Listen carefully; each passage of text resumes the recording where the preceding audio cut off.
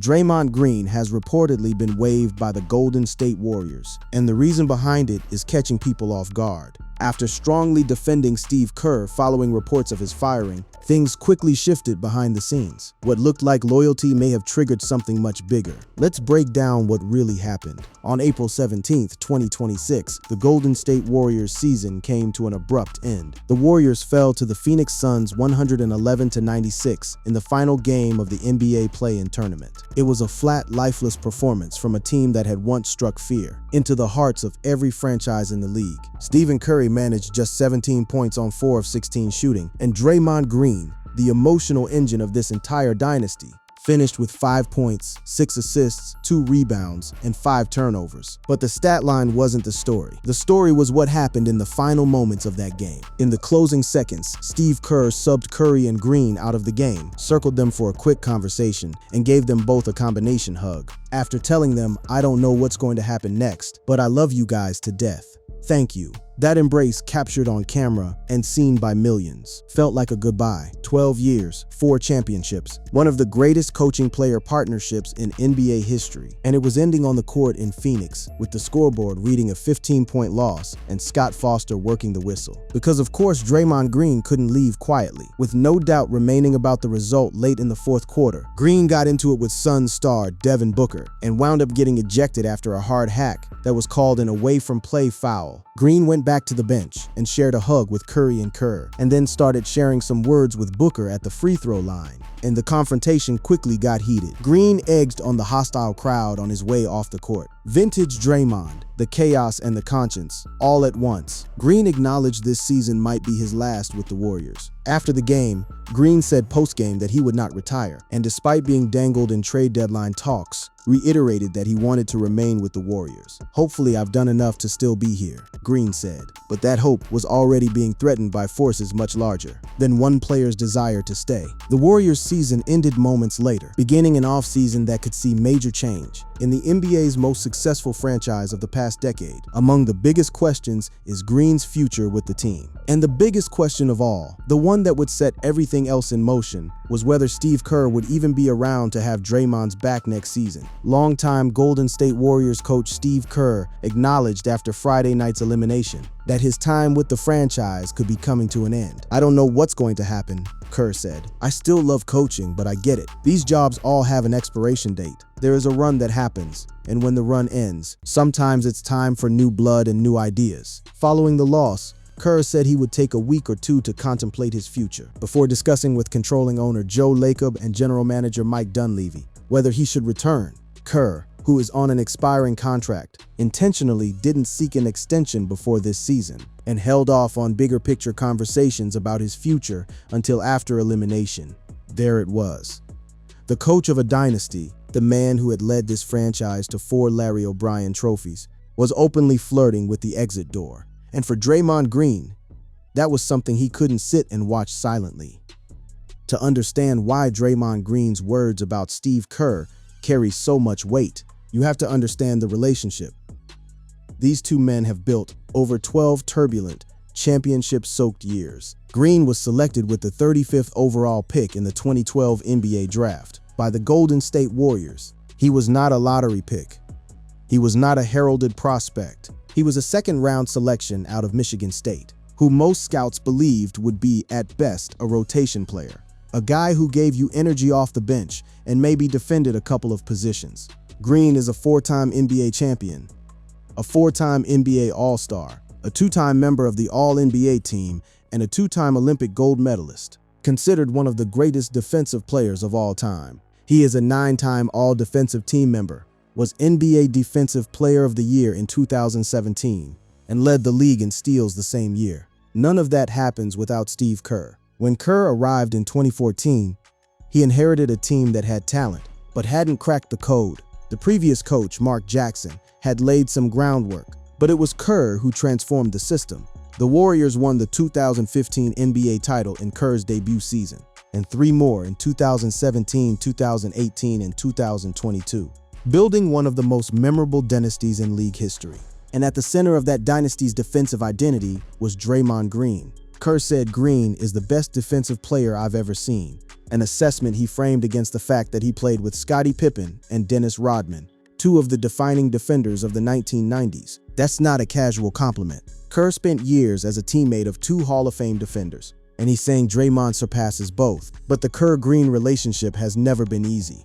It has always been volcanic. Kerr told the New Yorker's Charles Bethea about the early days, recounting the intensity. "I mean, people pulling us apart. And in my first 5 years, we would get into 3 knockdown, dragouts a year. Part of it was, I just had to show the rest of the team that I'm in charge. 3 screaming matches a year. People physically separating the coach and his player. And yet, through all of that friction, what emerged was something that produced 4 championship rings. The conflict didn't destroy the partnership, it forged it." Kerr once said of Green, "Draymond is our emotional and spiritual leader. When he says stuff like that, it's good for us. Draymond always has his finger on the pulse of what's going on with the team." That quote captures the paradox perfectly. Green is the guy who can rally the locker room with a single speech. He's also the guy who has been suspended indefinitely by the NBA for repeated history of unsportsmanlike acts. Green crossed that line too many times during the 2023-24 season, leading to a 5-game suspension for his chokehold on Rudy Gobert. And then, perhaps the low point of his career, an indefinite suspension for striking Jusuf Nurkic in the face that ended up costing him 12 games. There was the punch of teammate Jordan Poole during a 2022 preseason practice. During a preseason practice, ahead of the 2022-23 season, Green punched teammate Jordan Poole. He was fined by the team and voluntarily left the team for a stretch, but did not miss any games or face any discipline from the league. There was the stomp on Domantas Sabonis' chest during the 2023 playoffs. There was the 2016 NBA Finals where he punched LeBron James in the groin area and was assessed a flagrant, causing him to miss a pivotal Game 5. And as you recall, that was the year the Cavaliers erased a 3-1 series deficit to win. Through every single one of those incidents, Steve Kerr was there. Sometimes defending him, sometimes calling his actions inexcusable, but always keeping him in the fold, always making the case that the benefits of Draymond Green outweigh the chaos he brings. For Golden State, Green has never been just a defender, just a problem, or just a leader. He has been all of it at once, the chaos and the conscience, the argument and the answer. And now, the man who had always protected Green's place within the organization was thinking about walking away.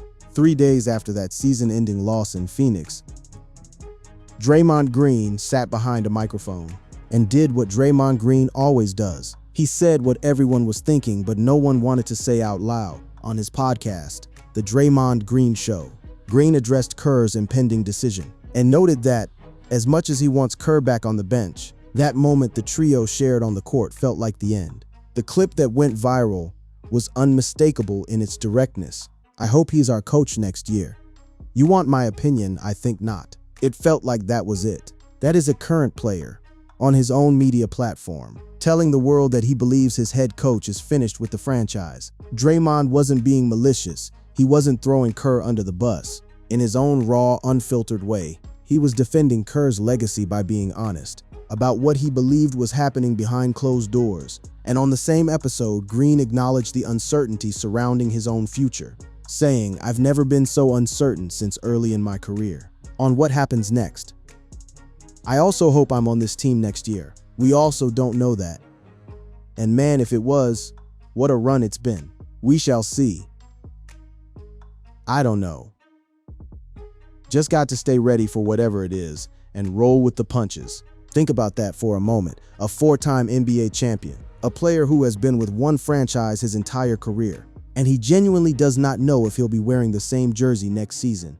That level of vulnerability from a player known for his braggadocio and confrontational nature tells you just how seismic this moment is for the Golden State Warriors. But it was his comments about Kerr that reverberated the loudest. Because while Green was publicly stating he believed Kerr was done, the organization itself was sending mixed signals. Lacob and Dunleavy publicly and privately have generally indicated that they want Kerr back as coach with a new contract, but both sides are interested in a conversation about the entire situation. Yet behind the scenes, the picture was more complicated than the public statements suggested. On April 23rd, The Athletic reported that optimism inside the organization about Kerr's return has faded in recent weeks, and staffers have begun to brace themselves for the possibility of change. The question became, did Draymond's public comments about Kerr's departure help things or hurt them? In the corporate world of NBA front offices, there are certain things you're not supposed to say out loud. You're not supposed to pre-announce your coach's exit. You're not supposed to confirm what the media is speculating. And you're definitely not supposed to do it on a podcast that gets millions of downloads. Stein and Fisher noted that veteran Draymond Green recently said on his podcast that he isn't expecting Kerr to return to Golden State next season, adding that he isn't sure if the team wants him to. That second part, he isn't sure if the team wants him to, is the line that drew blood because it implies something much deeper than a coach choosing to leave. It implies that the organization might be quietly pushing Kerr out. And when a prominent player says something like that publicly, the front office takes notice.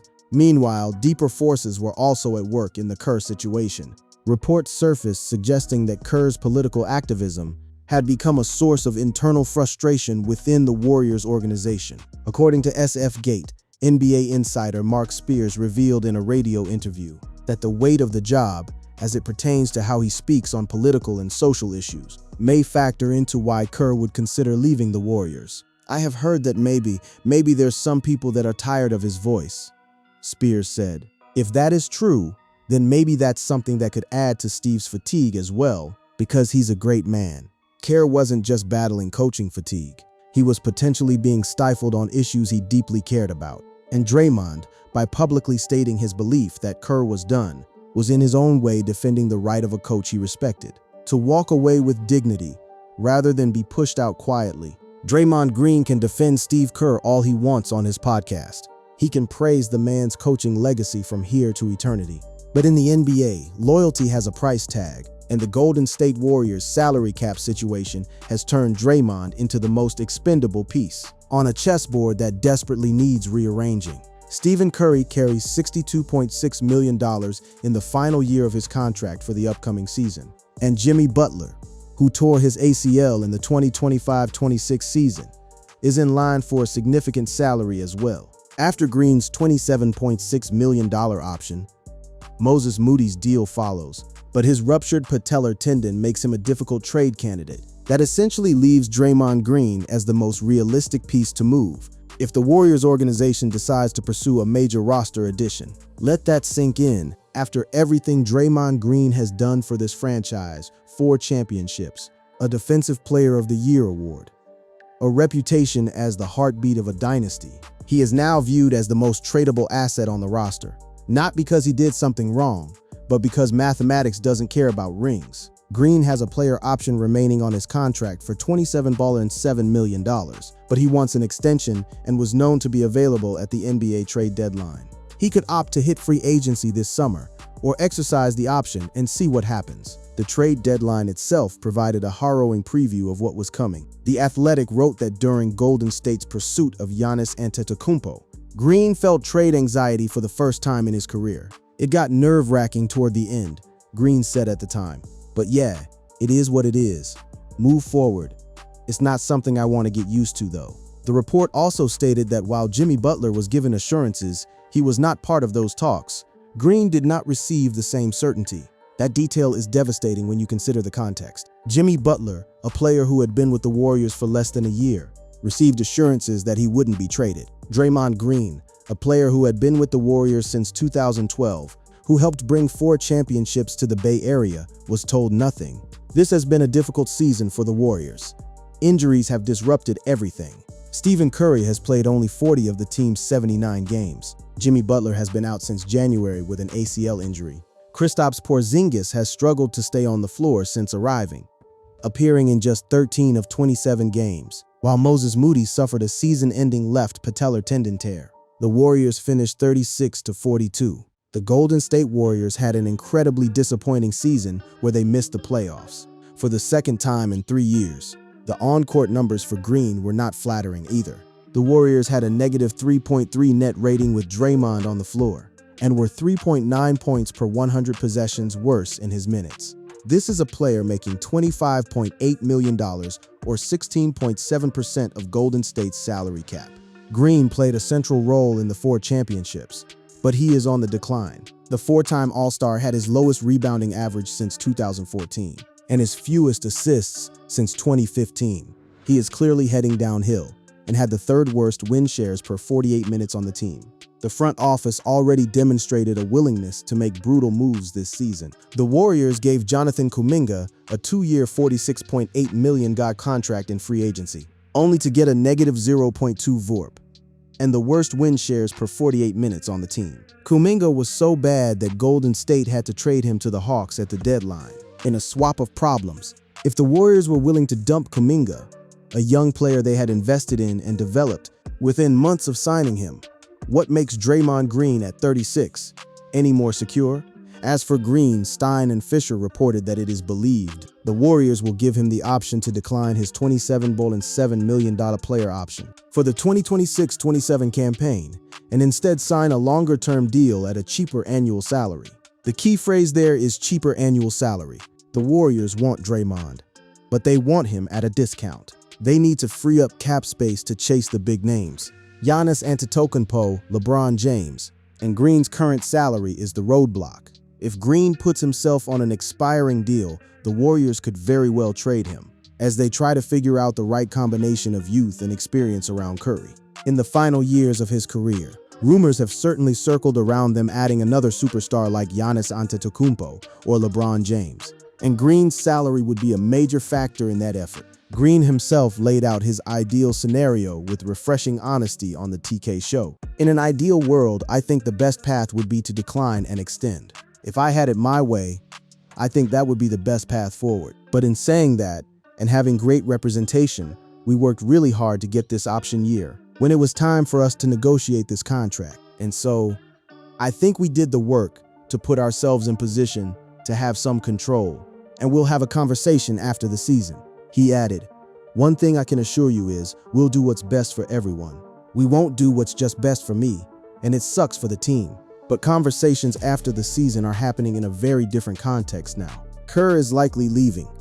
The organization is looking for a fresh voice, and the man who publicly said he believed Kerr's time was up, even while defending Kerr's right to walk away, may have inadvertently given the front office one more reason to view him as part of the old guard that needs replacing. So what happens now?" NBC Sports Bay Area's Warriors insider Monty Poole reported last week that, barring renewed faith in his role, Kerr is not expected to return as coach, and while the discussions still are ongoing, ESPN's Anthony Slater reported that Kerr has not made a final decision and that the earliest he might do so will be this week. In the final week of the season, Kerr told ESPN that there was about a 50-50 chance that he'd stay, but that 50-50 has been sliding steadily toward one direction.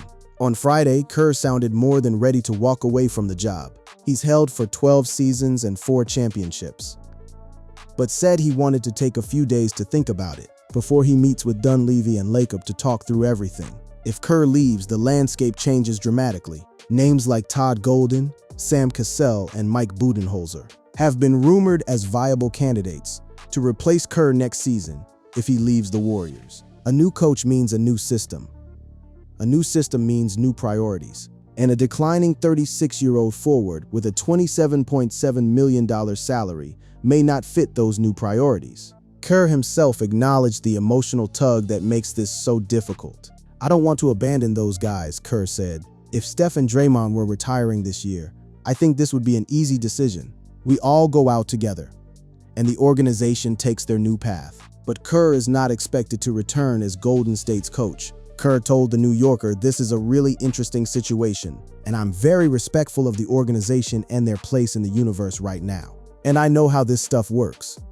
Most coaching runs just last a certain amount of time, and then it's best for everybody to move forward. And what we have to figure out is whether now is that time, because what complicates it is we still have Steph and Draymond. Steph and Draymond, the two names that have defined this era, the two names that make walking away so hard, and the two names that the franchise must now plan around, or plan without. For Draymond, the situation is painfully clear. After the Warriors ended the season, Green has spent the offseason making one thing clear. He wants to stay with the Bay Area franchise, but the decision will not be one-sided. Speaking on the Draymond Green Show, he addressed the uncertainty surrounding his $27.6 million player option. "I have a player option coming up this year. I don't know what's going to happen. I don't know what that looks like. We obviously haven't had our conversations yet. That stuff will play out over the next couple months. I would love to finish in the place that I started, but ultimately it has to make sense for the Golden State Warriors organization, and it also has to make sense for me." The Warriors are already looking toward the future. In a recent 2026 NBA mock draft, Kevin O'Connor of Yahoo Sports has the Warriors selecting New Zealand Breakers forward Kareem Lopez in the first round. A versatile two-way player who shares some on-court similarity with Green, though he's more adept as a floor spacer and a couple of inches taller. A succession plan for a player who is still very much on the roster. That tells you everything you need to know. Draymond Green spoke up for Steve Kerr because that's who he is. He's the player who called out his own teammates' personal agendas on air.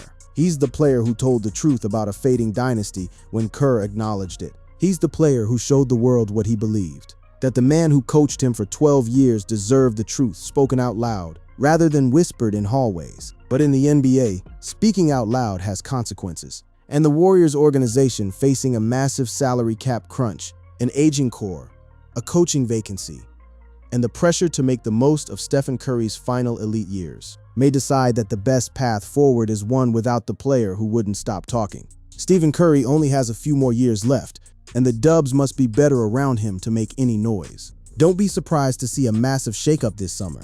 Even with the speculation, Green and coach Steve Kerr have both said they hope he finishes his career in Golden State. Curry, Green, and Kerr remain the defining figures of the Warriors era that produced 4 championships, but defining figures have a way of becoming expendable when the defining era ends.